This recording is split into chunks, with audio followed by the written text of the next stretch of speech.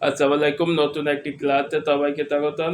আরবি ভাষার ক্লাসে সবাইকে স্বাগতম। আজকে আমরা আরবি ভাষার কিছু ক্লাস আমরা দেখব।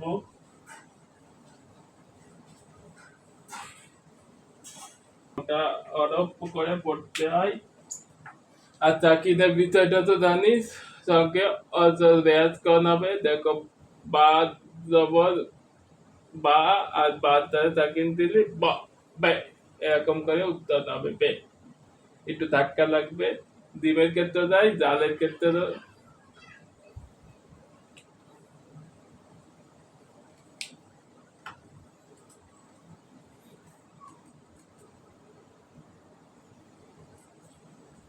ডিমের ক্ষেত্রেও তাই, ডালের ক্ষেত্রেও তাই, কফের ক্ষেত্রেও তাই, তরের ক্ষেত্রেও তাই।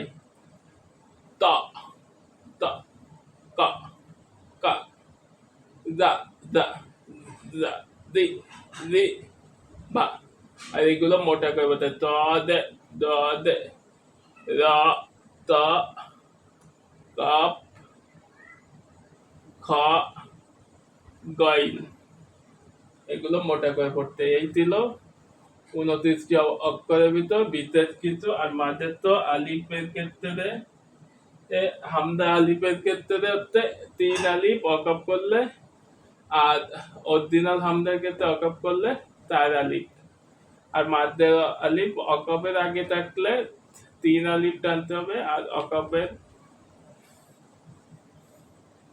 আর এমনি তোমার হলে 1 আলিফ টানতে হবে।